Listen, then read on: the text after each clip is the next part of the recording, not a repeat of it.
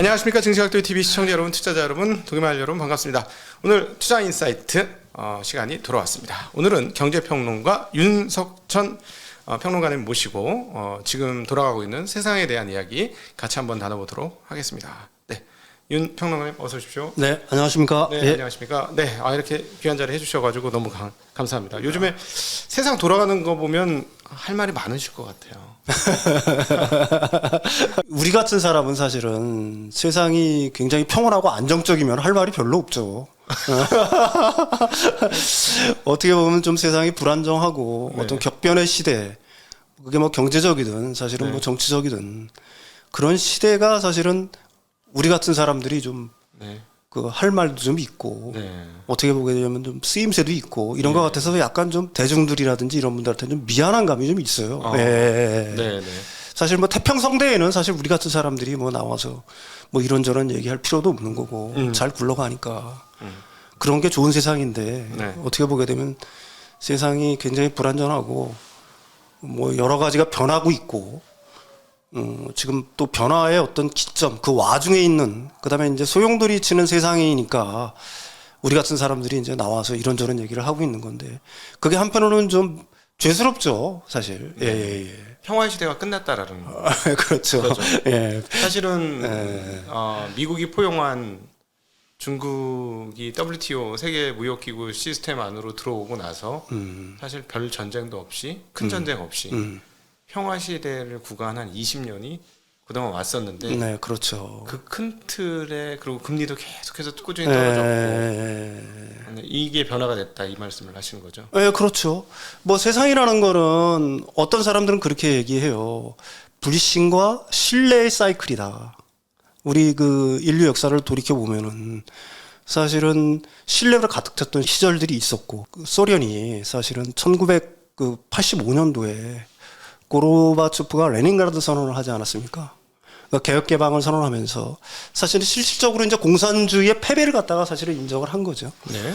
그 다음에 이제 그럼으로써 그 90년대 초반에 소련 연방이 해체가 되고 그렇게 되면서 사실은 이제 세계에는 어떻게 보면 단극 체제가 된 거예요. 네, 미국 위주의 어떤 단극 체제가 됐었고 그 다음에 누구도 사실은 미국의 운영하는 어떤 세계 질서에 이렇게 반기를 들지 않는 들 수 없는 사실. 네.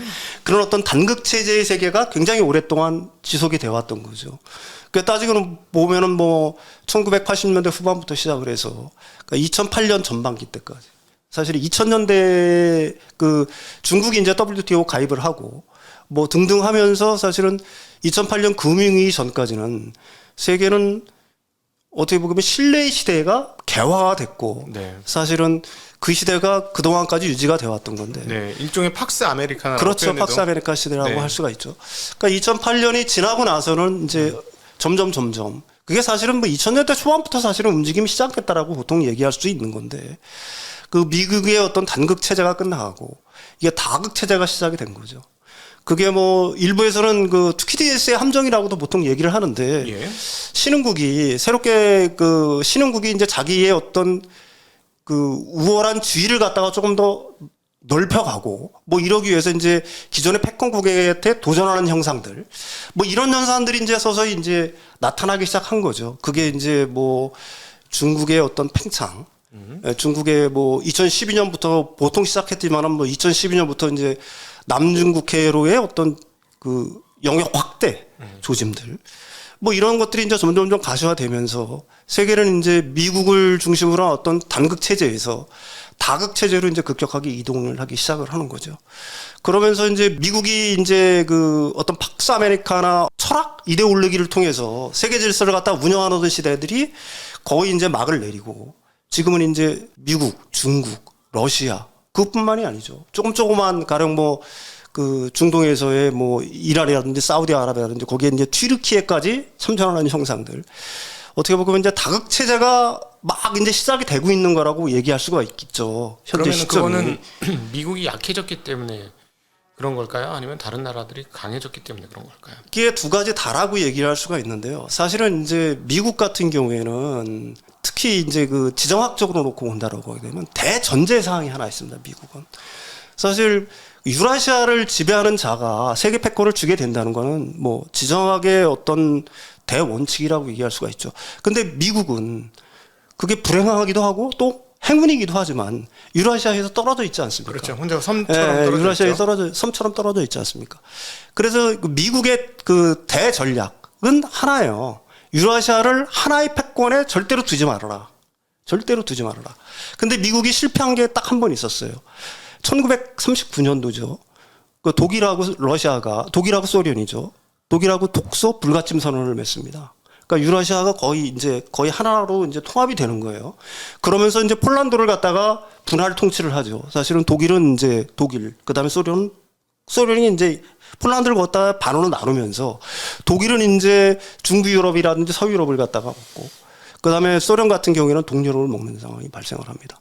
그러면서 거기에 미국은 그 독소 불가침 조약으로 인한 유라시아의 통합으로 인해서 드디어 미국은 막대한 천문학적인 어떤 그 대가를 치르게 되죠. 거의 2차 대전이 발발하면서 40만 정도 미국 사람들이 거기서 죽었습니다. 그전에도 그렇지만은 그 이후에 미국의 그 대전략은, 사실은 세계 운영의 대전략은 딱 하나예요. 유라시아를 하나의 패권으로 절대로 두지 말아라. 갈라놔라 이겁니다. 그게 이제 표면화된 게 2차 대전 이후에 가령 뭐 서유럽을 기점으로 한 나토. 그렇죠? 그 다음에 이제 그러면서 그 서유럽과 러시아를 갖다가 분리하는 정책들, 이걸 갖다가 지속적으로 해왔다라고 볼 수 있는 거죠. 그러면서 이제 그걸 토대로 하면서 사실은 소련이 붕괴하고 이러면서 미국의 힘은 이제 굉장히 강대해졌다라고 얘기할 수 있는데, 이게 바뀐 게 뭐냐면은 느닷없이 트럼프 대통령이 나오면서 트럼프 독트린을 갖다가 시작을 한 거예요. 자국 우선주의. 가령 유럽에 있는 동맹국들한테도 니들 돈 더 내라. 가령 아시아에 있는 동맹국들한테도 니들 돈 내라. 이러면서 그 동맹국들을 굉장히 서운하게 했죠. 그래서 사실은 그 기존에 이제 유럽연합이라든지 서유럽 같은 경우들이 그때 이제 물론 그 전부터 진행이 되어 왔던 거지만은 그걸 갖다 기점으로 해서 러시아와 중국이랑 많이 가까워진 측면들이 있습니다. 그러니까 트럼프가 이제 어떻게 보게 되면은 미국이 자국 우선주의를 갖다가 취하면서 가령 뭐 동맹국들을 갖다가 무시하거나 아니면 동맹국들에 대한 어떤 홀대 이런 것들이 이제 직접적으로 봐오면서 미국이라는 나라를 갖다가 과연 믿을 수 있느냐라는 어떤 인식들이 생긴 거고, 그게 이제 러시아라든지 중국이랑 어떻게 보게 되면은 이제 친하게 되는, 그게 이제 사실은 러시아의 천연가스들이 그 전부터 물론 시행이 됐던 거지만은 직접적으로 파이프라인을 통해서 서유럽으로 직접 가는 뭐 이런 것들, 그러면서 이제 러시아와 서유럽이 의외로 그러니까 미국의 대전략 사상을 갖다가 흔든 거죠. 러시아와 유럽이 어떻게 보면 조금 더 가까워지는 계기들. 그러니까 유라시아가 어떻게 보면 하나로 뭉치는 계기들이 트럼프가 대통령이 당선이 되면서 사실은 굉장히 발화가 됐다라고 얘기할 수가 있겠죠. 그러면서 이제 트럼프가 이제 끝나고 나서 그러다 보니까 미국 입장에서는 어떤 생각을 하게 됐을까요? 미국이 일부 네오콘이라든지 뭐 이런 쪽에서는 아 이거 큰일 났구나. 사실은 이런 생각들을 하게 됐다라고 저는 생각을 합니다. 따지고 보게 되면은 부랴부랴 다시 그 동맹들을 규합을 해서 사실은 유라시아에 대한 어떤 분리 정책들, 그러니까 유라시아를 갖다가 하나의 어떤 패권 국가에 놓이는 걸 갖다가 방지하기 위한 것들이죠. 그거는 방지한다는 얘기는 결국은 다른 게 없죠. 서유럽과 러시아나 중국과의 어떤 갈등, 이런 어떤 갈등을 조장을 하거나 아니면은 그런 갈등 요인들이 유발이 돼서 서유럽과 러시아라든지 어떤 이런 대국들이 어떤 하나로 뭉치는 거를 갖다가 막는 거. 이게 사실은 미국의 대전략. 그거는 큰 흐름이라고 얘기할 수가 있겠죠. 어떤 분이 이렇게 얘기합니다. 그러니까 뭐냐면은 그 이번에 러시아의 우크라이나 침공을 가장 쾌재를 부르는 건 미국이고, 사실은 가지고 있었던 가스를 유럽 지역에 팔고 다른 나라에 팔고 싶었던 미국 입장에서는 이번 사태를 통해서 그 일이 딱 벌어졌으니 너무 신나는데, 그래서 어떤 사람은 약간 음모론을 펼치기를 일부러 전쟁을 할 수 있게 자기네들이 전혀 개입 안 할 것처럼 얘기를 해서 러시아의 오판을 하게 만들었고, 러시아는 쥐를 밟았고, 그래서 오히려 에너지 측면에서 보면, 경제와 에너지 측면에서 보면 러시아는 이번 그 전쟁을 일으키면서 굉장히 궁지로 가게 됐고 가격을 제대로 못 받고 팔 수밖에 없는 상황에 봉착을 했으니 반면에 미국은 팔고 싶었던 가스를 팔게 돼서 너무 신나는 그러면서 야 이거는 걸려들었다 이렇게 표현을 하는데 저희들이 보기에는 아무리 그래도 이번에 러시아가 잘못된 선택을 한 게 아닌가 결과적으로는 근데 어떻게 저렇게 멍청한 선택을 했을까 하는 생각도 들거든요. 그게 어쨌든 그런 어떤 음모설이라든지 뭐 이런 것들을 갖다가 단순히 그 음모론이라고 갖다가 그 주장할 수 없는 거는 사실은 기존에 그 제가 지난번에도 얘기했지만 20세기 뭐 21세기 그 어떤 세기가 되든지 간에 인류 문명을 갖다가 쥐락펴락하는 거는 결국 에너지 아니겠습니까? 경제라는 건 에너지 전환 과정의 일부분을 끓이고 미국이 세계화를 갖다가 나섰던 이유도 사실은 에너지 확보에 있었다라고 그렇죠. 얘기할 수가 있는 거거든요. 그래서 이제 맨 처음에 이제 남미 쪽 그쪽으로의 진출도 결국은 에너지 오일 때문에 그런 거였고 중동으로서의 어떤 세력을 갖다가 넓히고 세계화를 유지한 것도 사실은 오일 때문에 그런 거 아니겠어요? 근데 이제 그 오일 그러니까 에너지 패권 자체가 사실은 지금 러시아 우크라이나 전쟁 이전까지만 하더라도 적어도 서유럽 측에서는 사실 에너지 패권을 갖다가 러시아가 거의 압승의 단계였었습니다. 노르드 스트림 1, 2를 통해서 러시아의 천연가스들이 그냥 가는 거였거든요. 따라서 에너지 패권만을 놓고 보게 되면 특히 서유럽 쪽에서의 에너지 패권만을 놓고 보게 되면 러시아의 압승이었었어요. 그런데 러시아와 우크라이나의 전쟁으로 인해서 어쨌든 에너지 패권 자체가 일시에 바뀌고 있는 거죠. 그렇죠. 지금 어차피 러시아는 서유럽에서 이제 더 이상 발을 못 디디는 거예요. 네. 그 러시아가 그런 어떤 지정학적인 어떤 굉장히 그 이익, 에너지 측면에서는 사실은 뭐 배로 들여오는 액화 천연가스를 통해서 배로 들여오는 것보다는 액화 천연가스를 오는 거는 생산된 곳에서 액화를 시켜야 되고 네. 또 이쪽으로 오게 되면은 수요지 측면에서는 또 기화를 시켜야 되고 하는 측면이 있잖아요. 굉장히 네. 또 배로 움직여야 되는 거고 굉장히 많이 비용이 들어가는 데 반해서 러시아 가스 같은 경우에는 그냥 파이프라인만 연결하면 되는 거니까 네. 훨씬 경쟁력이 있음에도 이번 러시아 우크라이나 전쟁으로 인해서 그 서유럽의 어떤 에너지 패권 자체는 다시 미국으로 그냥 다 넘어간 거고요. 네.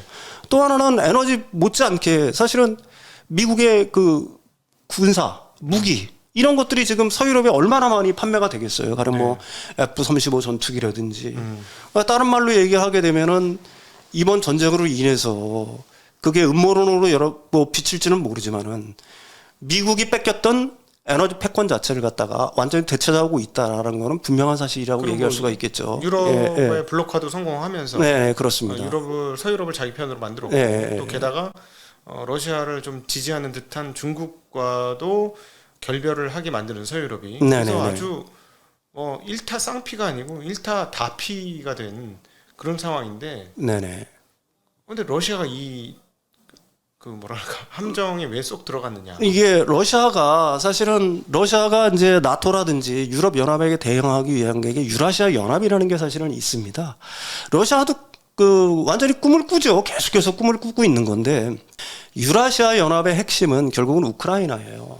나머지 나라들은 뭐 중앙아시아라든지 코카서스 지역의 뭐 약소국이라고 얘기할 수가 있는 거예요. 뭐 카자흐스탄, 키르기스탄, 뭐 아르메니아, 벨라루스 이런 나라들 가지고는 사실은 유럽 연합에 속한 나라들과 어떻게 보면 경쟁에서 이길 수가 있겠어요.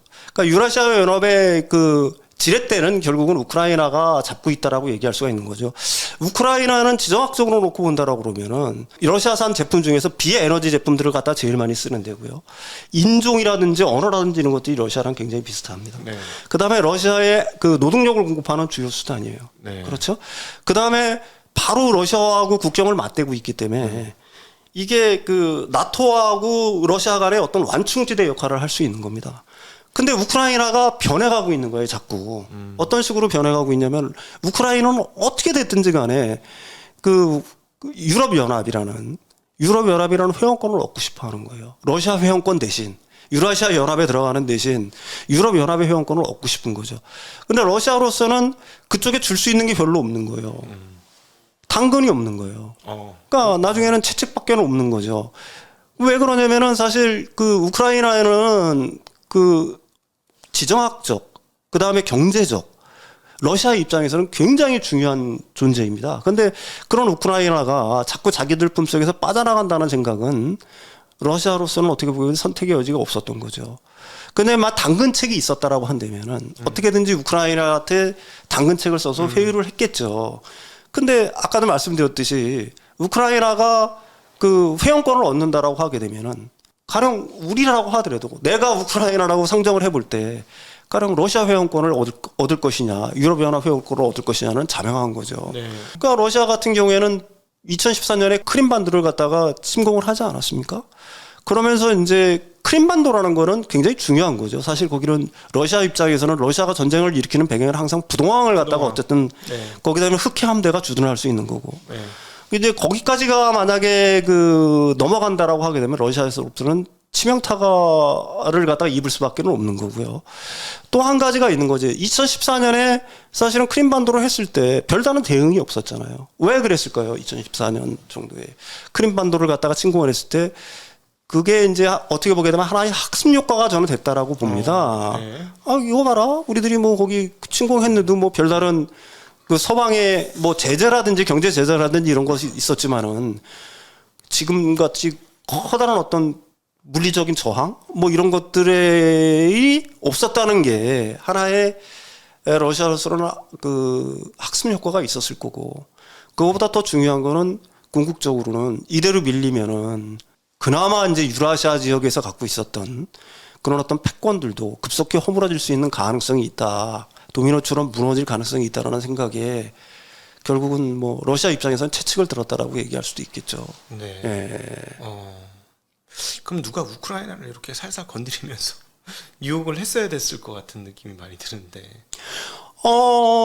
보통 그 미국의 전략이라는 거는 사실은 그쪽에 그 오렌지 혁명이라는 뭐 혁명들 같은 경우도 장미혁명 뭐 이런 식으로 해가지고 그 중동이라든지 어떤 나라들의 어떤 혁명들이 일어나는 배경을 놓고 가만히 놓고 보면은 그게 뭐 패권국의 어떤 개입이 없이는 결코 발생하지는 않습니다. 가령 뭐 1980년대, 70년대, 80년대 남미 쪽의 어떤 군사 쿠데타라든지 군사 혁명들 뭐 이런 것들도 다 미국이 개입을 한 거죠.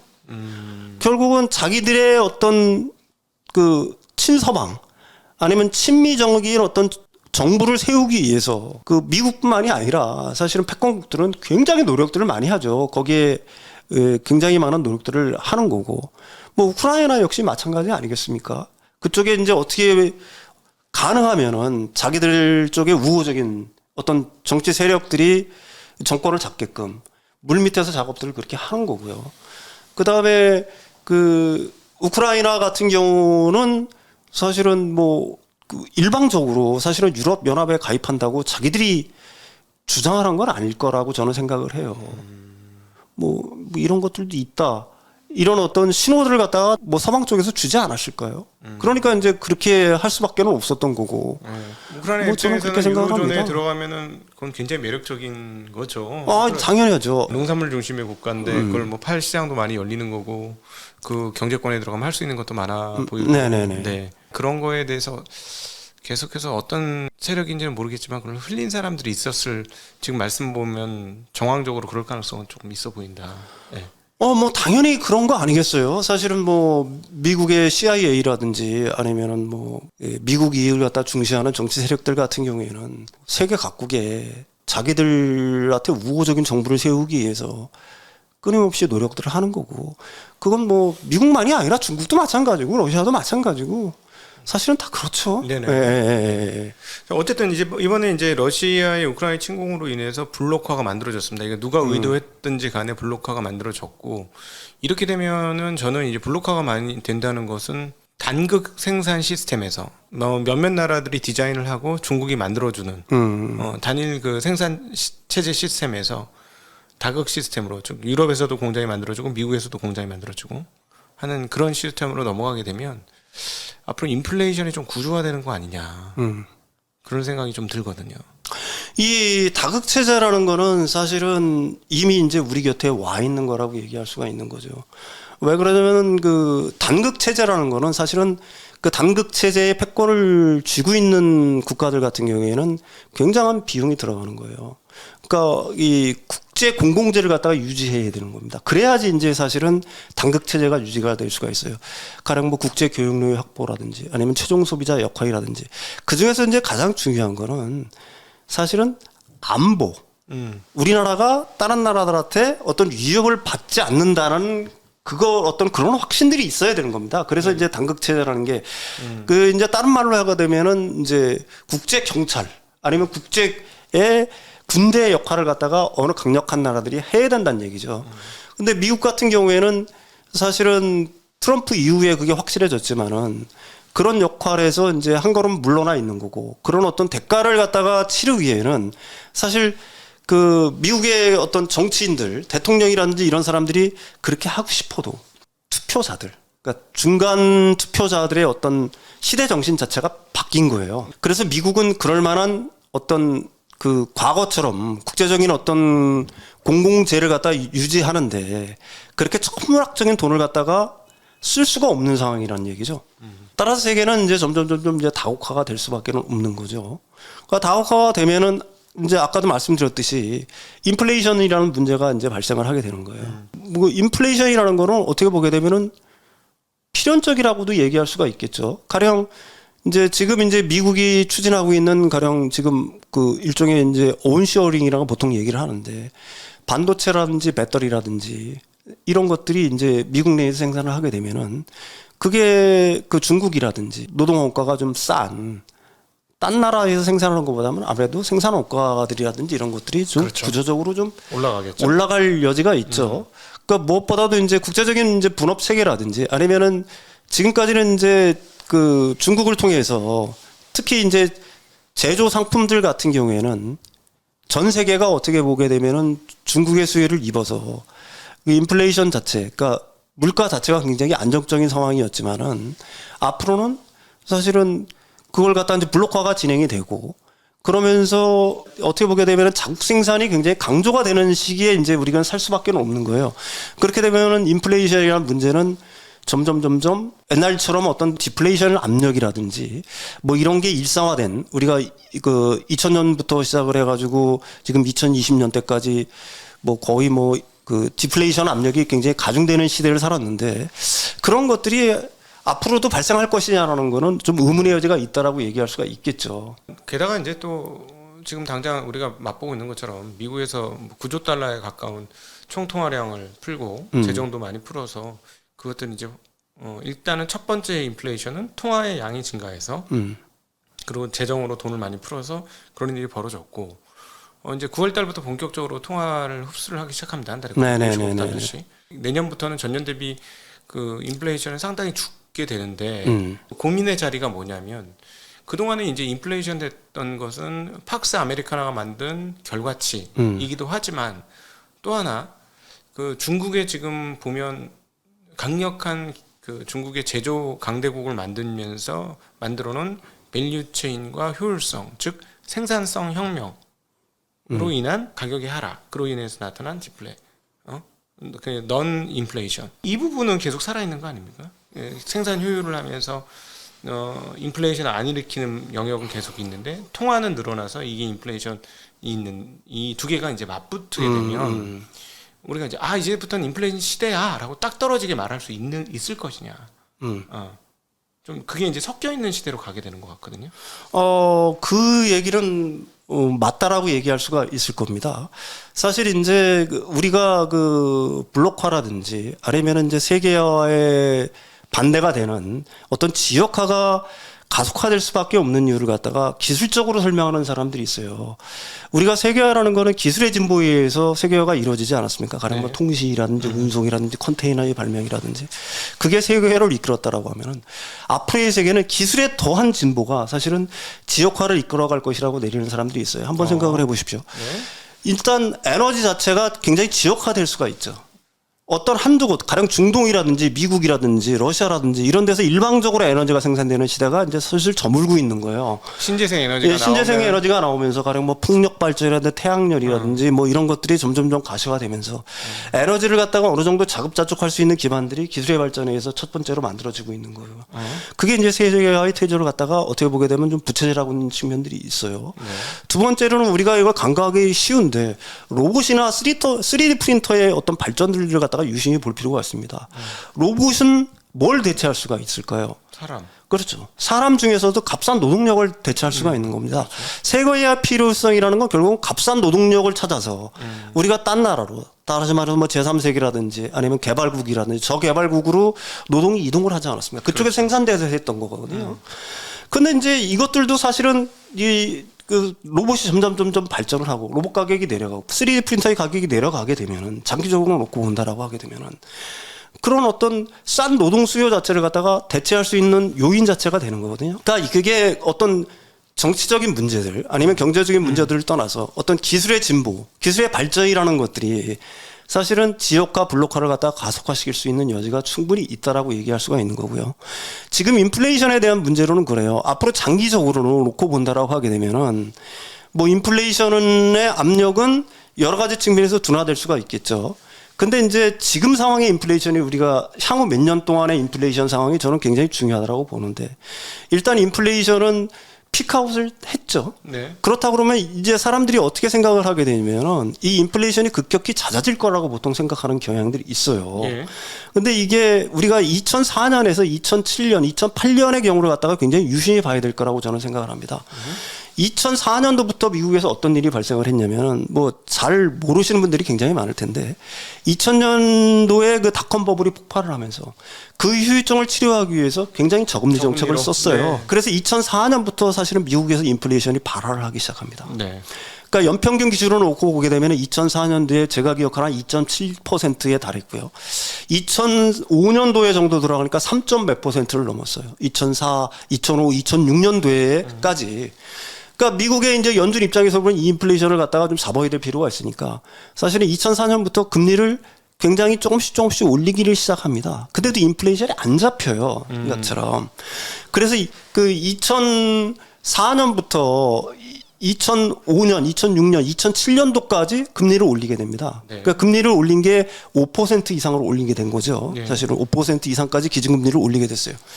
그 5% 정도 기준금리를 올리고 나니까 어떤 일이 발생을 했냐면은 2007년도죠. 2006년도, 2007년도에 인플레이션이 꺾입니다. 3. 몇 %에 갔던 게 한 2.78% 정도로 연평균이 꺾여요. 그러니까 연준으로서는 어떻게 하죠? 환호를 하죠. 그러니까 다시 금리를 내리기 시작해요. 네. 근데 2007년도에 금리를 확 내리니까 금리를 조금씩 내리니까 2007년도에 어떻게 됐냐면은 2007년도 1월에서 9월 달까지 매달 인플레이션이 4%, 5%에 달하게 됩니다. 네. 그러면서 마침내 인플레이션이 꺾이죠. 왜 꺾였을까요? 너무 많이 올라서 물가가 너무 많이 올라서 한계 기업들이 견디지 못하는 상황. 부채가 너무 많이. 2008년도 금리 같은 경우에는 2004년도부터 시작해서 2007년도에 정점을 찍었고요. 네. 사실은 2008년도에 금융위기가 발생을 하잖아요. 그렇죠. 네. 그러면서 사실은 그 인플레이션 자체가 완전히 꺾이게 되는 거예요. 1.1%로 낮아지는데 당시에 이제 주식시장 상황도 유심히 볼 필요가 있어요. 그렇게 인플레이션이 높으면서 그 연준이 계속해서 금리를 올리지만은 이상하게 주식시장 같은 경우에는 고공행진을 하죠. 계속 갔죠. 네, 계속 가죠. 그러면서 마침내 2008년도에 들어서 사실은 주식시장이 이제 일시에 꺾이기 시작하면서 사실은 물가가 잡히는 거거든요. 그러니까 제가 하고 싶은 얘기는 뭐냐면은 지금 이제 그 물가 같은 경우에는 이미 이제 뭐 6월달 기준으로 놓고 보게 되면은 그 일단 피크아웃을 한 거고요. 그러니까 물가는 갖다가 점점 그 낮아질 수는 있습니다. 그렇다고 해서 이 물가가 이렇게 높은 물가가 단기간에 꺾인다는 거라고 사람들은 굉장히 오해하기 쉬운데 꺾이지 않아요. 꺾이지 않습니다. 그러니까 굉장히 높은 수준으로 유지가 될 거고 이런 어떤 높은 수준을 갖다가 유지하기 위해서 연준은 어떤 행동을 할 거냐면은 굉장히 높은 금리를 갖다가 당분간 유지할 수밖에 없을 거예요. 그래서 이제 사실은 그 높게 유지를 하다가 물가가 이제 어느 정도 꺾이게 되면은 그 연준 같은 경우는 이제 금리 인하를 시도하는데 그 금리 인하를 갖다 시도할 때가 사실은 문제가 된다는 얘기예요. 다시 우리가 2004년도에서 2007년도를 갖다 돌이켜 보면은 다시 물가는 갖다 폭등을 할 수가 있는 거거든요. 그러니까 생각보다 이런 어떤 고물가라든지 아니면은 이런 어떤 고금리 상황은 현재의 상황으로 놓고 보게 되면은 굉장히 오래 갈 수가 있는 거고요. 이렇게 일단 발화한 인플레이션이 꺾이는 거는 사실은 수요 파괴밖에 없는 거예요. 그러니까 중앙은행, 특히 연준을 비롯한 중앙은행이 수요 파괴를 진짜로 시킬 수가 있을까요? 내가 생각하기에는 못 시킵니다. 그동안의 파월 의장의 태도를 보건대 비둘기죠. 네. 그 다음에 지금 굉장히 이제 연준의 모든 인사들이 나와서 굉장히 마파적인 어떤 강경한 기조로 인플레이션을 갖다가 잡고 우리는 무슨 일이 있어도 인플레이션을 잡겠다로 강한 어조로 얘기를 하지만 진짜로 제가 생각하기에는 수요 파괴를 갖다가 시킬 수 있는 그거는 말뿐이지 행동으로는 사실 수요 파괴를 갖다가 시키지는 못할 거라고 봅니다. 그럼 예. 수요 파괴는 어떻게 되는 거냐면은 궁극적으로는 그게 진짜로 예상을 뛰어넘는 강한 긴축. 그것도 사실은 수요 파괴를 갖다가 시킬 수가 없어요. 네. 그건 어떻게 보게 되면 외부적인 요인들. 가령 금융위기라든지 아니면 어떤 시스템적 리스크가 폭발하면서 하는 어떤 이런 것들이 닥쳐야만 수요 파괴가 되는 거고. 예. 그래야지만은 사실은 연준이 생각하는 2%의 물가를 갖다가 잡을 수 있을 거라고 생각을 해요. 그러면은 지금 하신 네. 말씀에 의하면 지금 이제 시장에서는 금리 올리다 말 거야. 특별히 채권 시장은 굉장히 쉽게 금리 올리다 말 거야라고 생각하고 연준은 아닌 것처럼 굉장히 강경하게 금리를 올리겠다라고 이야기를 하고 있는데 이 방향성이 채권은 연준이 잘못됐다라고 생각하고 연준은 우리대로 간다고 하는데 어디에 방점을 찍어서 봐야 될까요? 시장에 있는 분들이 사실은 연준의 어떤 정책 변화 자체를 갖다가 굉장히 단기적으로 보는 경향들이 좀 있다라는 얘기를 일단 드리고 싶고요. 예. 일단은 저도 그런 식으로 얘기를 많이 했었습니다만은 인플레이션의 정점이 지난 거는 확실하지만 이 인플레이션이 그렇다고 해서 낮아지는 건 아니다. 그렇다고 한다면은 연준의 입장은 분명하겠죠. 어떻게든지 이제 인플레이션을 잡아나가야 되는 거니까. 잡아나가야 되지만 연준의 딜레마라는 거는 결국은 수요 파괴를 갖다가 일으켜서 경기를 갖다가 급격한 침체로 만들거나 아니면 시장을 파괴해서 아니면 금융시장 같은 경우를 갖다가 급격하게 이제 급락을 시켜가지고 부의 효과를 없애버려요. 부의 효과를 갖다가 어느 순간에 없애버리게 하는 이런 선택은 굉장히 힘들다라고 보는 거죠. 못한다?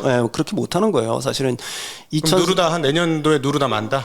누르겠죠. 누르는 굉장히 이제 사실은 누르면서 가겠지만은 연준 입장에서는 이제 딜레마에 있는 건 뭐냐면은 이게 하나의 전제는 분명하다는 얘기죠.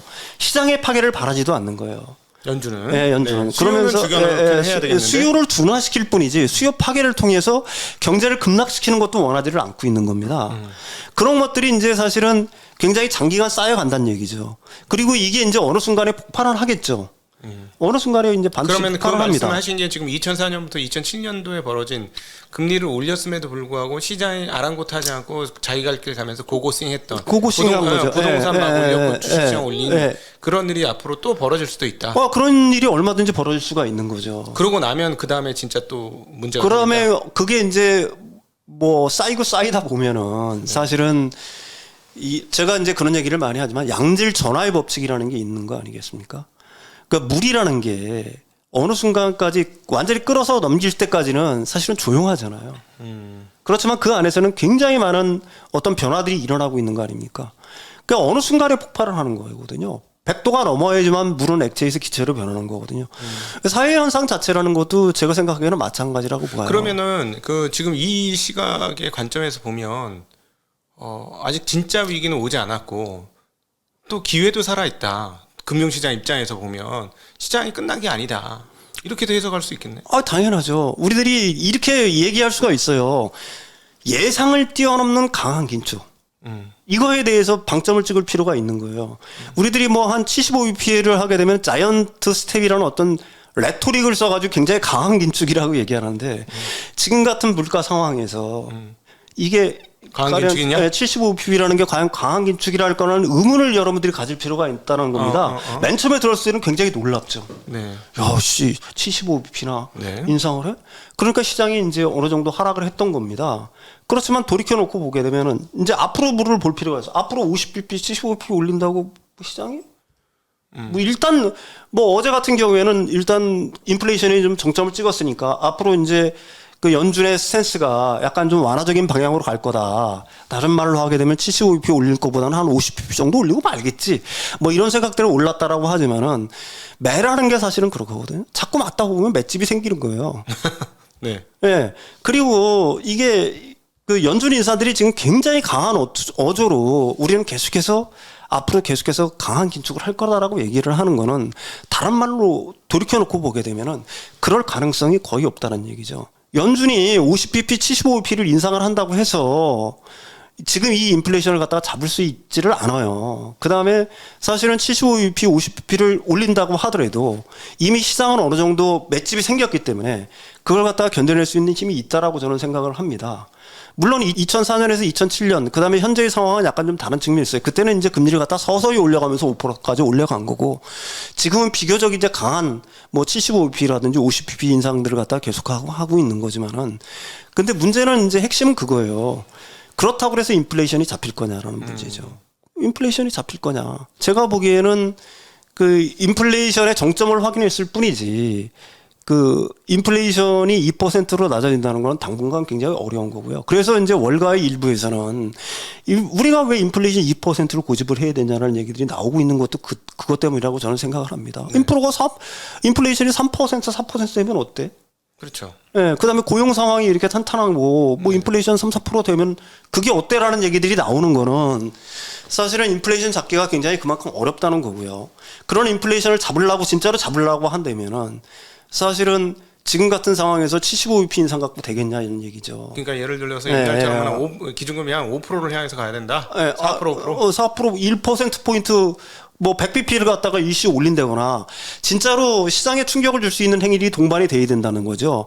근데 그 얘기는 뭐냐면 월가에서 그런 얘기들이 나오는 거는 인플레이션 3, 4%를 우리가 그냥 가자라고 얘기하는 거는 그렇게 올리지 말라는 얘기거든요, 결국은. 시장이라든지 실물경제에 절대로 충격을 주는 행동을 하지 말라는 얘기인 거고. 그럼 이제 관건은 그거겠죠. 가령 연준에 있는 사람들이 진짜로 인플레이션을 잡기 위해서 진짜로 실질적인 의미에서 강한 긴축을 할 거냐라는 얘기죠. 이런 얘기들이 있어요. 지정학적 알파라는 그 책에 나온 얘기인데 선언하라는 거는 그러니까 내가 뭐를 하고 싶다라는 거는 제약 조건에 의해서 영향을 크게 받는 겁니다. 우리들이 항상 그걸 생각을 해야 돼요. 연준은 인플레이션을 잡고 싶겠죠. 그렇죠? 네. 대통령도 인플레이션을 잡고 싶겠죠. 네. 근데 거기엔 제약 요건이 있어요. 뭐가 제약 요건이죠? 잘못하면 경기가 침체돼요. 그렇죠. 경제를 망가뜨리지 말아야 된다는 거죠. 급격한 어떤 경제 침체를 유발시키지 말아야 된다는 제약 조건이 있는 겁니다. 하고 싶어도 못하는 거예요. 정책 입안자라든지 정책 당부자 아니면 정치인들이 뭘 하고 싶어하는 의지 이거보다는 사실은 그걸 갖다가 못하게 막는 이 제약 조건들에 대해서 굉장히 방점을 두고서 우리들이 생각해야 될 필요가 있다는 얘기죠. 그래서 궁극적으로는 이거예요. 이게 그 인플레이션을 갖다가 잡기 위한 어떤 연준의 강한 행동들 이런 강한 행동들이 진짜로 강한 행동들이 나올 거냐라는 거는 의문의 여지가 있다는 얘기입니다. 지금까지 한 것도 사실은 진짜 강한 행동은 진짜로 아니다. 강한 행동은 아니라는 얘기죠. 생각을 해보세요. 그 당시에도 2004년에서 2007년도까지 경우만 하더라도 인플레이션이 뭐 한 3% 정도 됐는데도 기준금리 자체가 5% 정도까지 갔었다는 점을 갖다 우리들이 충분히 고려해야 될 필요가 있는 거고요. 그다음에 인플레이션이라는 것 자체는 이걸 갖다가 잡기 위해서 여러 가지 지금 노력들을 하고 있지만 아까도 말씀드렸듯이 연준이 지금까지 푸른 돈 생각을 해보십시오. 코로나 이전에 4조 달러 정도에 머물던 연준 자산이 지금 9조 달러예요. 네. 양적 긴축이라든지 그다음에 뭐 금리 인상을 통해서 유동성을 갖다가 축소한다고 하지만 얼마나 줄겠어요. 9조 달러에서 2배 이상 폭증을 했는데 지금도 돈들은 시중의 유동성은 특히 미국의 유동성 같은 경우에는 진짜 엄청나다고 봐야 되는 겁니다. 네. 그래서 이것들은 신호만 기다리고 있는 거예요. 그렇죠. 요즘에 뭐 좋은 뉴스만 나오면 좋은 바로 뉴스만 나오면 나는 바로 그냥 나는 바로 그냥 달려갈 거야, 쏠 거야. 이런 것들이 대기를 하고 있는 겁니다. 그걸 갖다가 일시에 축소시키는 방안들. 그게 충격 아니겠어요? 그렇죠. 그게 근데 진짜로 그런 행동 안 할 거다. 그런 행동 못 하는 거죠. 아까도 얘기했지만 제약 조건이라는 게 너무나 분명하니까. 자, 그러면은 그렇게 예. 따지면 9월 달부터 950억 달러씩 줄인다고 했는데 예. 그 행동 안 합니까? 950억 달러씩 줄여 나가겠죠. 근데 9조 달러에 950억 달러라고 한번 생각을 1%씩 해보시죠. 줄이는 거니까. 1%씩 한 달에 줄이는 거예요. 1%씩? 한 달에 1%씩 줄여 나가는 거예요. 그러면서 그것들이 이제 줄여 나간다고 해서 진짜로 그게 줄여 나가면서 실제로 그게 경제에 충격을 준다? 실제로 강한 충격을 준다라고 하게 되면은 그걸 지속할 수 있을까요? 연준이 그렇게 안 할 거야. 연준은 못하죠. 연준은 언제나든지 최근 몇 년간의 흐름을 보면 시장 친화적이다. 시장 친화적일 수밖에 없는 거고 경제 친화적이고 시장 친화적일 수밖에 없는 거고요. 그러니까 이걸 갖다가 이게 서방의 제일 큰 제한 조건이라는 게 뭐냐면은 그거는 중간 투표자, 중위계급들의 시대 정신이에요. 네. 좌도 우도 아닌 그다음에 중간층 중산층들의 어떤 이 시대 정신이 어떻게 움직이냐에 따라서 정치 지형이라든지 그 선호가 바뀔 수밖에 없는 거라고요. 네. 근데 이 중간에 있는 사람들이 최악의 경우에 내 일자리가 날아가고 경제가 어려워지고 하는 걸 갖다 반길 수가 있겠습니까? 네. 못 하는 거예요. 그게 사실은 뭐 그 일부에서는 그다음에 이제 가장 중요한 건 뭐냐면은 그 우리가 코로나 바이러스를 갖다가 겪으면서 중산층 미국의 일반 서민들 같은 경우에는 굉장히 달콤한 맛을 봤잖아요. 돈을 주면서 재정을 그렇죠. 끌어가지고 길게 보면은 세계화를 이끄는 것 같은 거는 뭐 어려운 얘기로 워싱턴 컨센서스라고 얘기를 보통 하는데 이제 부에노스아이레스 컨센서스라고 보통 얘기를 하죠. 그러니까 배분을 중요시하고 뭐 이런 것들이 이제 큰 정부 그다음에 배분을 중시하는 거, 성장보다는 배분이라든지 뭐 어떻게 보게 되면은 평등한 세상 뭐 이런 것들에 대한 달콤한 맛을 봤다라는 얘기입니다. 이 중산층들이. 근데 이 달콤한 맛을 갖다가 잊을 수가 있겠어요? 일방적으로 어떻게 보면 정부라든지 중앙은행에 의해서 어떤 경제가 굉장히 나락으로 접어들고 그다음에 일자리가 날아가고 내 삶이 어려워지고 뭐 이런 것들을 갖다가 중간 계층에 있는 사람들이 좋아할 리가 절대로 없다는 얘기죠. 네. 그럼 정치라든지 정책 운영 방향은 결국은 이 사람들이 좋아하는 거를 따라서 움직일 수밖에 없다는 얘기예요. 이 얘기는 뭐냐면 그렇다고 해서 정책적인 오류들이 계속해서 쌓여 나가다 보면은 나중에 골마 터질 수밖에 없는 거예요. 그게 이제 사실은 뭐 금융위라든지 이런 식으로 이제 분출이 되는 거고요. 네. 이게 뭐 저는 어떤 나라든지 여기에서 자유로울 수는 없다라고 생각을 합니다.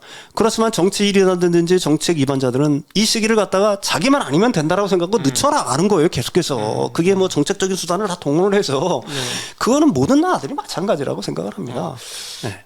아, 제가 이게 이제 경제평론가께 이런 질문을 해도 될지는 모르겠는데 그렇다면 지금 말씀하신 논의 저도 상당 부분 수긍이 갑니다. 연준이 지금 매파에 탈을 썼지 네. 진짜 매는 아닐 거야. 그렇게 저도 생각을 하거든요. 근데 그런 상황에서 따져보면 미국의 채권 시장의 금리가 너무 낮아요. 즉 채권 가격이 너무 높고 얘네들이 40년 강세장을 맛을 봐서 그런지 당연히 채권 가격은 다시 오를 거라고 확고한 믿음이 있어요. 즉 무슨 말이냐면 침체가 올 것이고 우리 평론가님 말씀하신 것처럼 연준은 침체를 유발하는 걸 겁을 내기 때문에 결국 금리를 못 올릴 거야 라고 생각하면서 자기네 프라이싱을 하고 있어요. 10년물을 2%대 중반대로 콜금리가 2%대 중반대인 이 상황에서 10년물을 거기에 근사치에 걸어놓고 있는 아주 골 때리는 상황이거든요. 그 수익률 역전이라는 거는 유의미한 지표입니다. 미국에서 이제 생각하기에는 미국에서 이제 각종 경제 지표들 한 40가지 중에서 침체를 예측하는 가장 좋은 도구로 쓰는 게 사실은 수익률 곡선 역전이에요. 네. 근데 이게 수익률 곡선 역전과 침체의 관계를 처음으로 밝힌 건 그렇게 오래되지 않았어요. 1986년도에 캠벨 하빈가 듀크 대학의 박사학위 논문에서 이게 처음 나온 거예요. 네. 이게 2년물, 10년물을 지금 보통 얘기를 하는데 원래는 3개월물하고 10년물의 10년물 그렇지. 역전입니다. 3개월물하고 10년물은 직관적으로 그냥 그래요. 네. 왜냐면 은행이 네. 대출을 안 해줄 거 아니에요. 네, 맞아요. 근데 지금 그게 14bp까지 줄어들었어요. 네, 그러니까요. 그러면서 이제 계속해서 이제 연구들이 이루어지고 연준에서 이제 그 수익률 곡선 역전 현상에 대해서 연구들이 굉장히 많이 이루어졌죠. 근데 이건 굉장히 유의미한 지표입니다. 근데 한 가지 그 전제 조건이 있어요. 2년물에서 10년물, 3개월에서 10년물의 역전 현상이 최소한 1분기 이상 지속이 돼야 돼요. 그러면 침체가 언제 오느냐? 4분기에서 6분기 후 정도에 보통 온다라고 보통 얘기를 합니다. 그러니까 이 침체가 채권 시장의 어떤 프라이싱이 잘못됐다라고 생각하지는 않아요. 네. 그 침체는 분명히 올 수밖에 없어요. 그게 그 연준에 의해서 오는 게 아니에요. 연준이 그 지금 의도적으로 이런 어떤 침체를 막기 위한 행동들이 결국에는 골마 터져서 어느 순간에 이게 폭발하면서 결국은 침체는 오게 돼 있어요. 사실 2007년도, 2008년도 그 당시에도 수익률 곡선 역전 현상이 일어났었습니다. 예.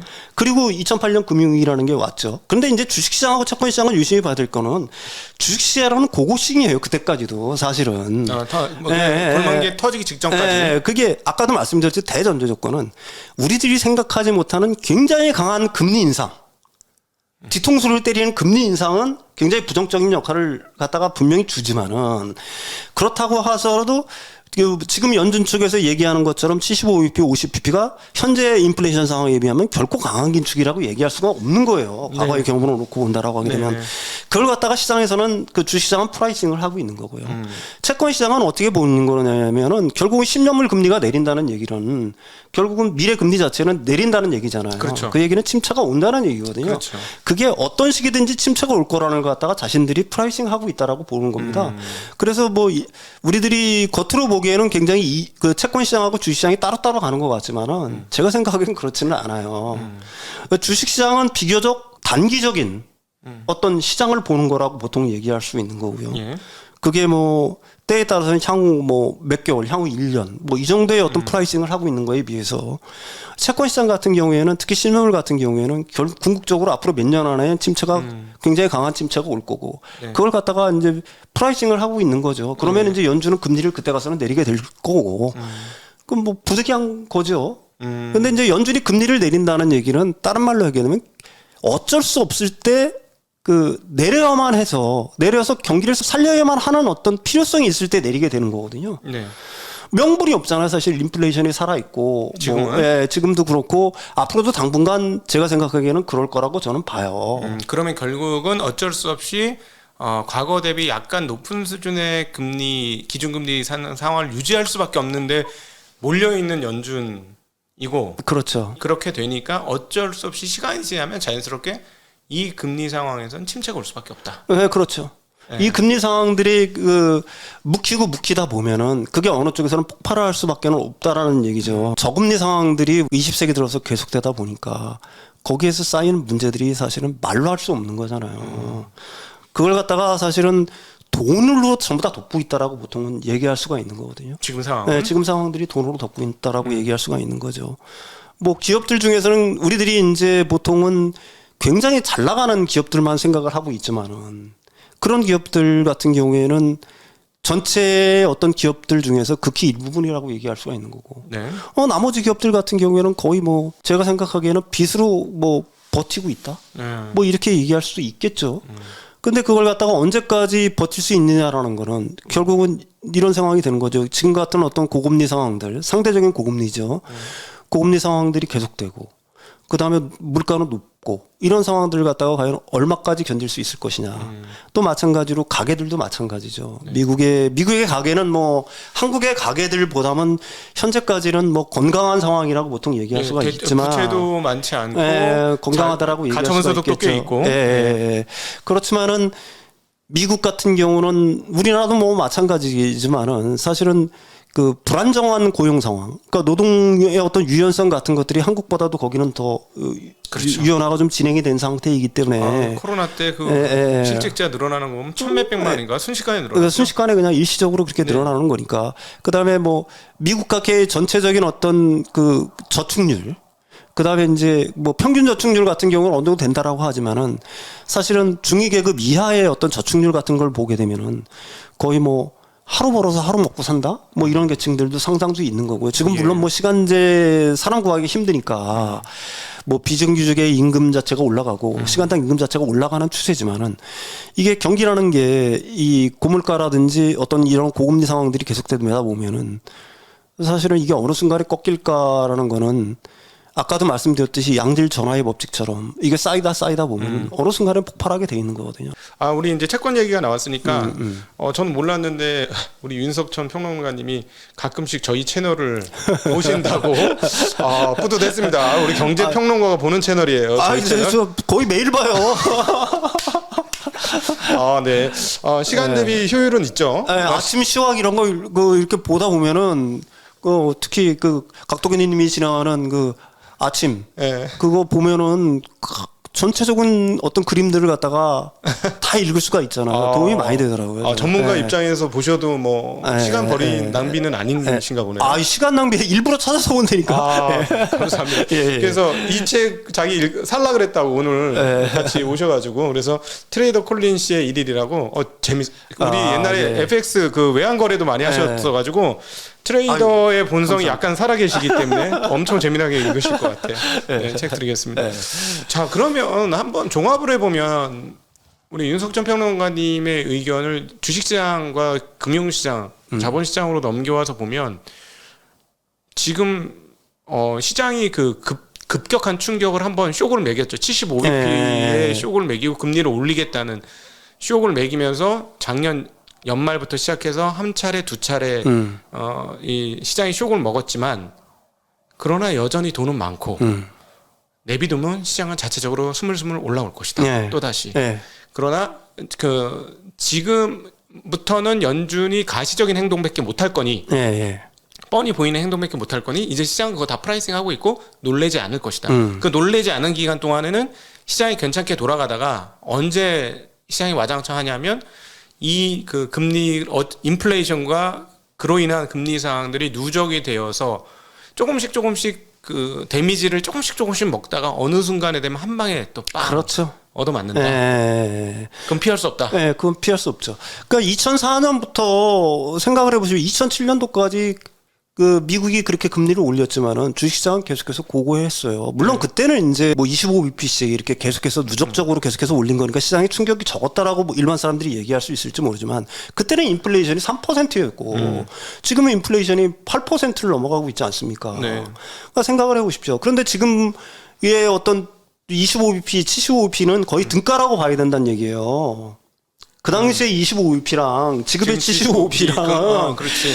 그게 인플레이션율로 인플레이션율하고 더하기 빼기를 해보면 그때 25bp 3%에 25bp 올린 거나 지금 8%에 75bp 올린 거나 뭐 금리 올린 효과는 비슷하다. 그렇죠. 우리들이 맨 처음에 75bp는 충격을 받을 수밖에 없어요. 오이씨 우리가 이렇게 금리를 25bp도 아니고 75bp로 올려야 되라는 거는 본 적이 없었으니까. 그때는 망치로 딱 맞은 거죠. 그렇지만 이게 생각해보니까 75bp 계속 올려?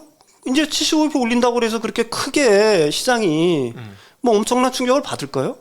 제가 생각하기에는 그렇게 큰 충격을 받지는 않을 거예요. 그러니까 75bp 안 올린다고 하는 날부터 시장이 반등을 세게 하기 시작한 거죠. 반등을 세게 하기 시작한 거예요. 그러면은 역으로 생각을 해보면 시장 참여자 입장에서는 연준이 과연 75bp를 뛰어넘는 금리 인상을 할 수 있을 것이냐는 걸 갖다 생각해 볼 필요가 있다는 얘기죠. 연준이 진짜로 물가를 잡으려고 그러면 100bp 이상 금리를 올려야 됩니다. 시장에 엄청난 충격을 주는 수밖에 없어요, 사실은. 그러면 결국 그 말씀을 다시 이렇게 풀어보면 연준이 시장에 어쩔 수 없이 한번 세게 너무 급해가지고 9%까지 나오니까 충격을 주긴 줬으나 연준의 그동안 태도를 보거나 시장에 그렇게 충격을 주는 인물이 아니다, 연준은. 그러니까 그렇게 못하니까 입으로만 떠드는 거예요. 우리는 할 수 있다. 아니, 하려면 그냥 조용히 하면 되지. 생각을 해보세요. 그리고 진짜로 경기에 망치로 빵 때리는 것 같은 충격을 주려면 어느 날 갑자기 하는 게 제일 큰 충격을 주겠죠.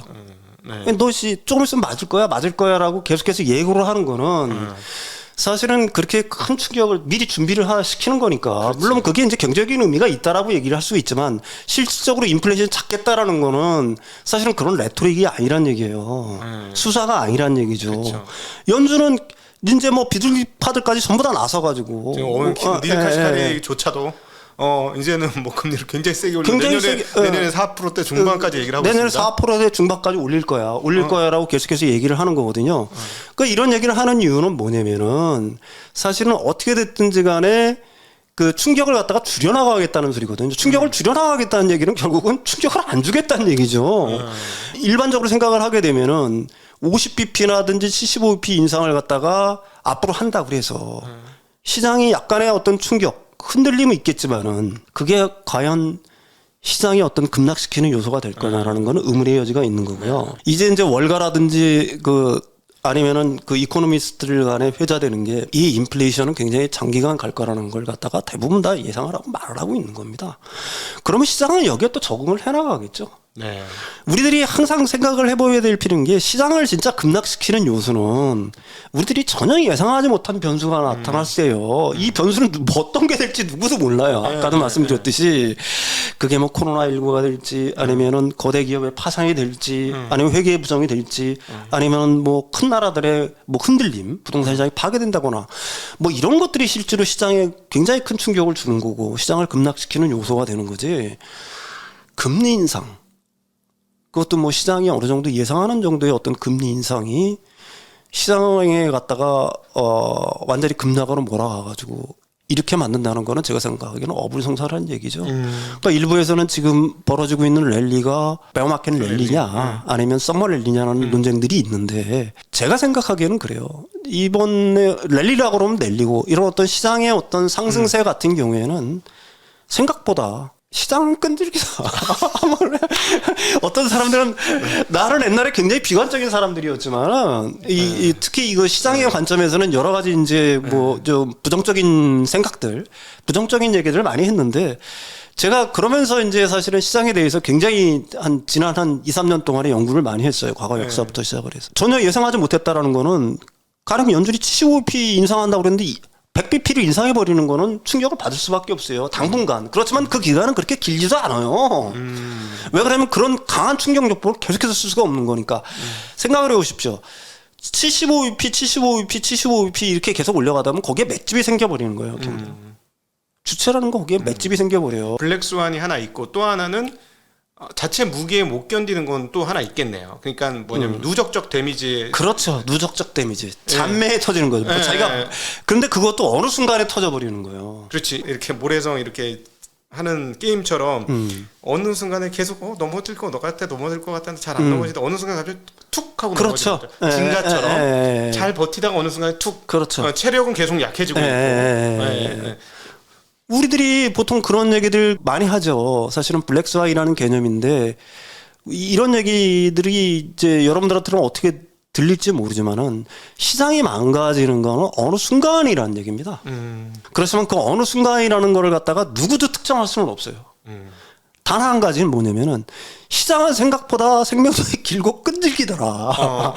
우리들이 내일인 것 같지만은 절대로 그 내일은 아니더라. 네. 진짜 뭐 단기적으로 그렇지 않아요. 침체가 온다고 하더라도 가령 뭐 침체가 온다고 해도 그거는 내일 당장 오는 게 아니란 얘기입니다.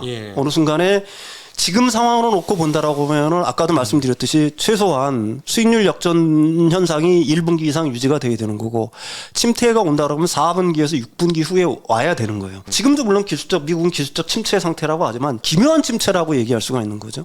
이 기묘한 침체, 진짜 침체가 와야 된다. 진짜 침체라는 건 여러분이 너무나 잘 아실 거예요. 수많은 사람들이 일자리를 잃고 그렇죠? 일자리가 사라져버리고 경기는 완전히 바닥을 치고 급냉을 하고 여러 기업들이 파산을 하고 이런 것들을 침체라고 얘기를 하는 겁니다. 그러니까 일자리가 여전히 튼튼하고 그다음에 뭐 경제가 여전히 플러스 성장을 하고 있고 그다음에 기업들이 뭐 아직도 주변을 돌아보면 그렇게 문 닫는 기업들이 없고 이러면 이건 침체가 아닌 거예요. 침체라는 건 아까도 말씀드렸듯이 여러 경제 주체들이 파산 이것들이 전제가 되지 않으면은 그걸 갖다 진짜 침체라고 얘기할 수는 없는 겁니다. 근데 그 진짜 침체라는 건 언젠가는 와요. 오지만 지금 당장은 아니고. 그 다음에 주식시장은 그 침체를 미리 대비해서 프라이싱을 절대로 하지 않습니다. 갈 때까지 간다? 갈 때까지 가는 거야. 나는 내가 갈 때까지 내가 간다. 단지 채권 시장은 그걸 갖다 프라이싱을 합니다. 채권은 먼저 포지셔닝을 잡고 있고. 먼저 포지션을 잡고 있는 거예요. 그렇지만 주식시장과 채권 시장은 다른 거예요. 그런 측면에서. 주식시장은 침체가 코앞에 닥칠 때까지도 고고싱을 하는 겁니다. 그렇게 가는 거예요.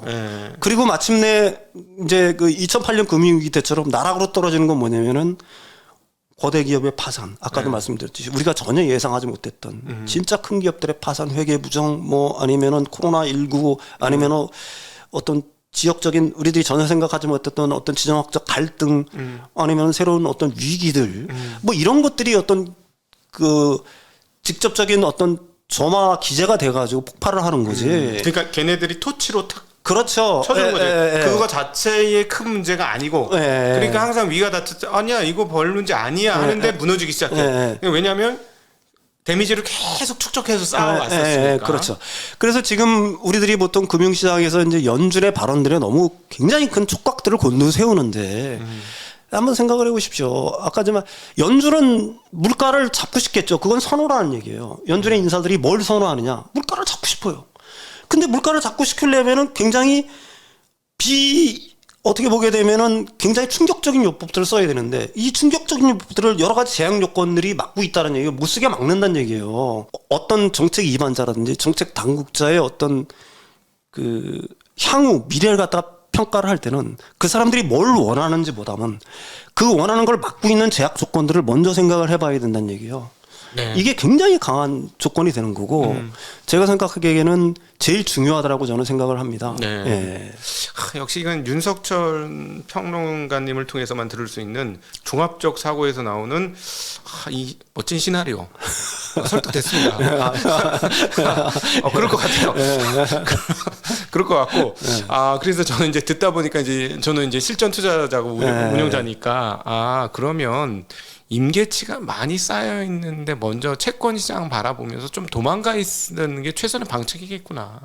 그 버핏처럼 현금 들고 그냥 오래 기다리잖아요. 뭐 이상한데 그냥 아예 초장부터 그냥 현금 들고 그냥 몇 년을 기다렸거든요. 이번에 코로나19 사태 터지기 전부터. 그게 이제 피할 수 있는 방법. 아니면 처음에 이상하다 근데 아니야 별일 아니야 하고 무너졌을 때 초장에 도망가던가 깨졌을 때. 그렇죠. 근데 이제 그 우리들이 그 시장에 들어와 있는 사람들한테 뭐 저한테도 이제 뭐 자칭 타칭 뭐 이코노미스트라고 하니까 뭐 주식이라든지 이런 거에 대해서 굉장히 많이 물어봐요. 근데 제가 아까도 말씀드렸듯이 몇 년 전까지만 해도 굉장히 시장의 비관론자였었어요. 예, 제가 알고 있어요. 제가 그를 한 10년간 추적해 왔기 때문에 약간 비관론자셨죠. 비관론자였는데 제가 그걸 갖다가 한 2, 3년 전부터는 그 뷰 자체를 갖다가 굉장히 바꿨습니다. 저도 이제 사실은 옛날에 이제 그 외환 투자라든지 뭐 이런 걸 조금 해봤지만은 거의 뭐 금융시장에 접근을 하지 않다가 한 2, 3년 전부터 저도 이제 투자를 조금씩 하는 거예요. 왜 그러면 시장을 알아야 되겠더라고요. 내가 진짜로. 내가 이걸 갖다가 그냥 머리로만 생각을 해가지고 내가 시장에 대해서 왈가왈부하는 거는 남한테 거짓말하는 거니까. 네. 실제로 몇 년 동안 안 했던 걸 갖다가 다시 생각하면 생각한 건 느낀 건 뭐냐면은 시장은 굉장히 끈질기다라는 생각을 한 거예요. 시장은 굉장히 끈질기다. 오늘 진짜 오늘 말씀하신 것 중에 가장 와닿는 얘기였어요. 그래서 우리들이 이거 시장에 이거 뭐 어느 정도 뭐 몇 퍼센트 조정을 받는다고 하는 것 자체를 갖다가 굉장히 겁내하고 뭐 이러는 경우들이 굉장히 많은데 어떤 시장의 진리라는 건 뭐냐면은 사람들이 전부 다 예스라고 할 때는 사실은 시장을 따라야 되는 거고 사람들이 전부 다 아니다라고 할 때는 시장이 있어야 된다는 얘기예요. 그때가 시장이 진짜로 좋은 기회가 된다는 거고 우리들이 말하는 어떤 파국은 생각처럼 그렇게 쉽게 오지 않아요. 네. 굉장히 오랜 기간 갑니다. 그렇지만은 아까도 말씀드렸듯이 시장이 막 와우와락을 거리면서 모두가 참여를 할 때 진짜 뭐 내 친구도 참여를 하고 누구도 뭐 참여를 하고 이럴 때는 사실은 그때는 시장에서 어느 정도 좀 벗어나서 관망하는 게 진짜로 그때가 사실은 제일 이렇게 생각을 하면 좋은 거죠. 모두가 좋다고 할 때, 모두가 활짝활짝 웃으면서 돈 벌었다고 할 때가 사실은 제일 위험한 때고요. 네. 그러니까 사실은 모두가 거지가 됐다라고 할 때가 사실은 시장에 참여하기에는 굉장히 좋은 때가 되더라. 그래서 지금 시장에 대해서 굉장히 걱정들을 많이 하는데 특히 주식시장을 말하는 겁니다. 제가 생각하기에는 그렇게 크게 걱정할 거 없어요. 네. 우리 이제 격언에 의심과 회의의 벽을 타고 올라가는 게 맞아요. 주식 아닙니까? 네. 요즘에도 또 딱 그런 모습 보여주고 있고 저는 그래서 가끔씩 그걸 이제 VIX와 Fear and Greed 지수를 통해서 얘기를 해드리는데 진짜 좋은 찬스는 이제 지났다 벌써. 공포 국면. 그게 이제 지났기 때문에 진짜 좋은 찬스는 지났고 지금 그냥 쏘쏘한 상태고 이제 조금 더 가면 별로 좋지 않은 매입하기에 별로 좋지 않은 구간이 다가온다. 라고 저도 생각을 합니다. 그 부분에 대해서 전적으로 동감하고요. 오늘 진짜 그 인사이트를 제대로 보여주셨습니다. 시장은 그렇게 생명력이 강하다. 생각보다 생명력이 강하다. 네, 확 와닿았어요, 진짜로. 끈질기다. 예, 우리 저희 그 증시각도 TV 구독자이시니까 또 다른 구독자 분들한테 뭐 이렇게 전해주시고 싶은 얘기 못했던 부분들이 있으면 한번 해주시면 좋을 것 같아요. 뭐 저는 개인적으로 이런 어떤 유튜브 방송이라든지 사실은 이런 걸 갖다가 얼마 전까지만 해도 이렇게 많이 보지는 않았어요. 거의 안 보셨을 거의, 뿐인 것 같아요. 네. 책만 읽으셨을 것 거의 같아요. 뭐 책하고 뭐 여러 가지 자료들을 갖다가 검토하고 뭐 연구소라든지 아니면은 잡지에 기고하는 글에서도 사실은 그런 쪽의 내용들이 많았는데 제가 이제 증시각도기를 보면서 여기 이제 출연하면서 이제 관심을 갖고서 그때부터 사실은 보기 시작. 근데 빨려 들어가는 거예요. 아침만 보는 게 아니야. 한국 시황 점심 때 끝나면 사실은 저녁 때 그 상해 뭐 중국 시장 이런 것들을 갖다 분석들을 갖다 유심히 봅니다. 그러면서 굉장히 다양한 시각들을 갖다가 저도 굉장히 많은 인사이트를 사실은 얻고 있어요. 그러면서 내가 보는 관점이 어떻게 보게 되면 좀 우물한 개구리라는 생각도 어느 한편으로서는 좀 하게 되는 것 같고요. 네. 그래서 세상을 보는 좀 시야 자체를 좀 넓혀야 되겠다는 생각들을 하게 된 어떤 계기가 됐습니다. 그래서 개인적으로 굉장히 추천을 해요. 저는 굉장히 많은 도움이 된다라고 생각을 하고요. 그 다음에 이제 뭐 어떤 뭐 시황이라든지 현재 시점에 대한 어떤 그런 거보다는 사실은 이제 툭툭툭툭 중간에 던지는 말들이 사실은 굉장히 두 번, 세 번 곱씹어도 좋을 만한 가치가 있는 것들이 굉장히 많더라. 뭐 여러분들한테 어줍지 않지만은 좀 추천을 하고요. 다른 사람들한테 좀 들으라고 했으면 좋겠습니다. 아니 평론을 해달라 그랬더니 왜 채널 평론을 하고 부끄럽습니다. 네. 감사합니다. 네. 여러분 오늘 제가 이제 윤석철 평론가님 모시고 이렇게 얘기 듣는 건 정말 처음부터 다 들어보셨으면 버라이어티하다는 걸 느끼실 거고요. 굉장히 좋아하는 이유가 종합적인 사고에서 도출되고 그다음에 지난 10년을 계속 지켜봐 왔는데 쉬지 않고 계속 연구하시면서 계속해서 뭐랄까 이 생각의 깊이를 쌓아가시는 것들을 보면서 저희 흔쾌히 이렇게 또 나오신다고 하셔가지고 너무 기쁘게 모시게 되었습니다. 여러분에게 오늘도 많은 도움이 되었던 그런 시간이 될 것 같고요. 진짜 직관적이었어. 시장은 생각보다 상당히 끈질기다. 네, 너무 와닿아. 맞아. 이러면서 오늘 크게 깨달은 날이었습니다. 오늘 좋은 말씀 그리고 깨달음 주셔서 진심으로 감사드리고요. 우리 긴 시간 함께 해주신 시청자분들에게도 감사의 인사를 드리겠습니다. 같이 인사드리겠습니다. 고맙습니다.